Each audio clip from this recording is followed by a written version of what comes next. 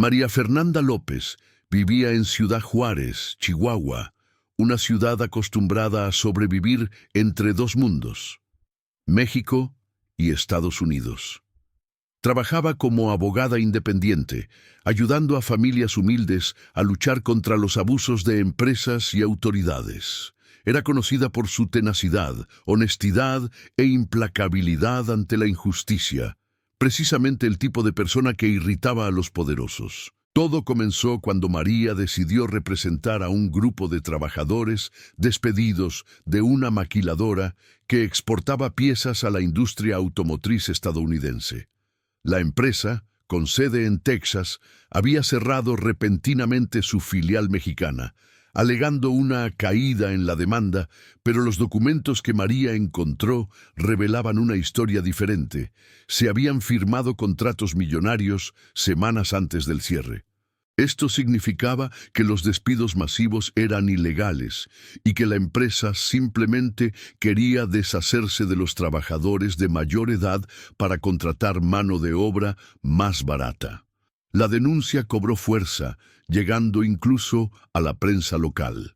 Fue entonces cuando apareció el villano de la historia, el ministro Arturo Villaseñor, responsable de asuntos laborales y conocido por su retórica pro-empresas extranjeras. Entre bastidores, Villaseñor recibía beneficios para proteger a las multinacionales de demandas laborales en México.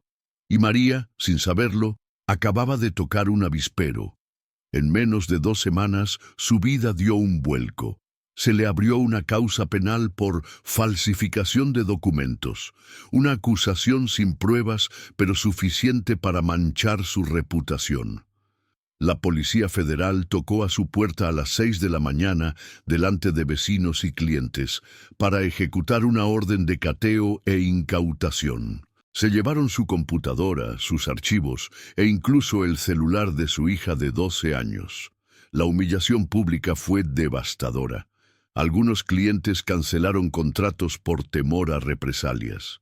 Sus amigos se distanciaron y, por si fuera poco, la prensa comenzó a publicar notas falsas que afirmaban que María formaba parte de un esquema de extorsión contra empresas estadounidenses. Villaseñor apareció en televisión diciendo que los abogados corruptos dañan la relación económica entre México y Estados Unidos. Un mensaje claro para ella. Pero María no era de las que se daban por vencidas. Aislada, sin acceso a sus archivos y con su reputación por los suelos, sabía que se enfrentaba a un enemigo mucho más poderoso. Aún así, algo en su interior le decía que la verdad, bien utilizada, podía ser más fuerte que cualquier ministro. Y aquí es donde el público se pregunta, ¿cómo podría una persona común enfrentarse a un hombre con conexiones en el gobierno, los negocios e incluso en Washington? Si crees que María no tendría ninguna oportunidad, espera a ver lo que descubrió. Deja tu comentario. ¿Qué harías si una autoridad poderosa te acusara injustamente? María pasó las primeras semanas tras su acusación viviendo como si estuviera en un campo minado. Cada llamada que recibía, cada coche aparcado frente a su casa, todo parecía parte de una red de vigilancia. Sus amigos abogados le aconsejaron que huyera a El Paso hasta que la situación se calmara, pero sabía que huir significaría admitir su culpabilidad ante la opinión pública. A medida que avanzaba el caso, María comenzó a investigar por su cuenta. Usando computadoras prestadas por colegas de confianza, logró acceder a bases de datos públicas en Estados Unidos, donde descubrió que la empresa tejana que había cerrado la maquiladora en Juárez estaba vinculada a otra empresa registrada en Delaware, un paraíso fiscal dentro de Estados Unidos. Pero lo que realmente le llamó la atención fue la lista de accionistas. Entre ellos se encontraba un sobrino del propio ministro Villaseñor. Esta información fue una bomba, pero necesitaba pruebas concretas, así que contactó a Javier, un periodista de investigación de Chihuahua que había expuesto previamente casos de corrupción que involucraban a alcaldes y policías. Javier, a pesar de temer las consecuencias, accedió a ayudarla. Juntos, idearon un plan para obtener documentos que confirmaran el conflicto de intereses. El punto de inflexión llegó cuando un ex empleado de la maquiladora, que había emigrado a la sede de Texas, le envió un paquete a María.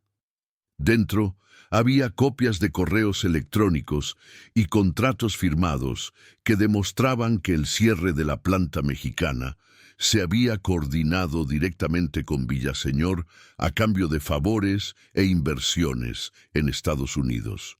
Pero había un problema.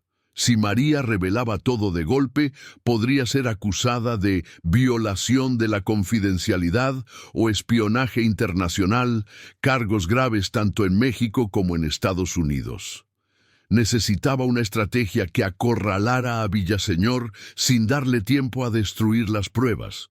Fue entonces cuando María y Javier decidieron usar el arma más poderosa contra los políticos corruptos, la opinión pública. Organizaron discretamente una conferencia de prensa en El Paso, donde la jurisdicción estadounidense obstaculizaría cualquier intento de censura mexicana. Invitaron a periodistas fronterizos, blogueros e incluso canales independientes de YouTube. El día antes de la conferencia de prensa, Villaseñor se enteró del plan. Usando su poder, difundió el rumor de que María sería arrestada al intentar cruzar a Estados Unidos. Había policías apostados cerca del puente internacional. Era una partida de ajedrez de alto riesgo. Al día siguiente, a las 7 de la mañana, María salió de Juárez a pie, mezclándose con los trabajadores que cruzaban a sus trabajos en El Paso. El corazón le latía con fuerza. Al pasar por inmigración estadounidense, respiró hondo. Estaba del otro lado. Horas después, comenzaron a circular las primeras imágenes de la conferencia de prensa.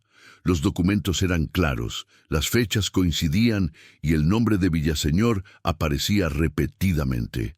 El escándalo estalló en redes sociales. Villaseñor corrupto se convirtió en tendencia en el Twitter mexicano. Los estadounidenses comenzaron a cuestionar si las empresas de su país se beneficiaban de la corrupción extranjera. Villaseñor, antes intocable, comenzaba a sentir la presión, pero aún tenía ases bajo la manga y estaba dispuesto a jugar sucio. ¿Creían que María ya había ganado? Esperen a ver cómo el ministro intentaría destruir su última oportunidad de libertad. Si esta historia ya los indignó, compártanla para que más gente sepa cómo funcionan las trastiendas del poder. El escándalo crecía cada hora. Canales de televisión internacionales solicitaron entrevistas con María. Periodistas tejanos querían saber cómo un abogado fronterizo había confrontado a un ministro mexicano. Pero en México, Villaseñor contraatacó con todas sus fuerzas. Valiéndose de aliados en el Poder Judicial, logró agilizar el proceso penal en su contra, solicitando prisión preventiva inmediata por riesgo de fuga. María sabía que si regresaba a Juárez, podrían arrestarla antes de siquiera poder defenderse. Pero también sabía que quedarse en Estados Unidos indefinidamente le daría a Villaseñor el argumento de que había evadido la justicia. La situación parecía un callejón sin salida, hasta que Javier trajo noticias que lo cambiarían todo. Un congresista de la oposición, aprovechando el escándalo, solicitó oficialmente al Congreso mexicano la creación de una comisión especial para investigar la relación de Villaseñor con empresas extranjeras. Además, el gobierno de Estados Unidos, presionado por la opinión pública y los sindicatos, había comenzado a investigar a la empresa tejana por prácticas comerciales ilegales. Esto significaba que Villaseñor ya no solo enfrentaba críticas, ahora tenía a 2 países investigando sus negocios. María comprendió que era hora de dar el golpe final. Con la ayuda de abogados en Estados Unidos, presentó una demanda civil contra la empresa tejana, adjuntando todos los documentos que vinculaban a Villaseñor con el caso. Sabía que esto convertiría los archivos en parte de un caso oficial en Estados Unidos intocable para la corrupción mexicana. La estrategia funcionó mejor de lo esperado. Días después, circularon en Internet fotos de Villaseñor viajando a toda prisa a Ciudad de México. Corrieron rumores de que había sido convocado a reuniones de emergencia con el presidente y diplomáticos estadounidenses. Su tono en televisión cambió. De un acusador implacable, comenzó a hablar de malentendidos y la necesidad de diálogo. Entonces llegó la escena que nadie podría haber imaginado. Un intermediario del propio ministro se acercó a María en El Paso, solicitando una reunión para resolver los asuntos sin mayor exposición pública. El día señalado, Villaseñor entró en la sala visiblemente abatido con ojeras, sin cámaras, sin discursos. Comenzó a hablar en un tono que María nunca antes había escuchado, suplicante. Señora López, podemos llegar a un acuerdo. Retire los cargos en Estados Unidos y le garantizo que el caso en su contra en México será desestimado. Incluso puedo ayudar a restaurar su reputación.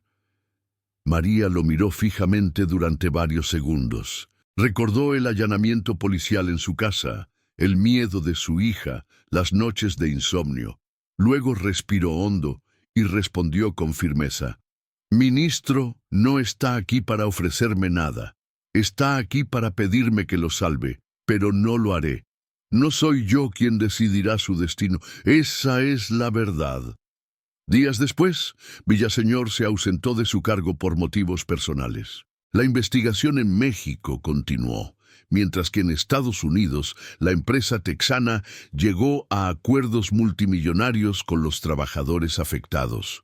María regresó a Juárez como símbolo de la resistencia contra la corrupción. En su último acto, durante una entrevista, dejó una frase que resonó en redes sociales. Intentan destruirnos porque creen que somos débiles, pero cuando se revela la verdad, es su poder el que se derrumba. Y así, de víctima acusada a heroína, María demostró que hasta el más alto de los ministros puede acabar de rodillas ante la fuerza de quien no se vende. Si esta historia te hizo enojar y luego alegrarte, dale like, suscríbete y cuéntanos en los comentarios. ¿Tendrías el coraje de enfrentarte a una persona poderosa como lo hizo María?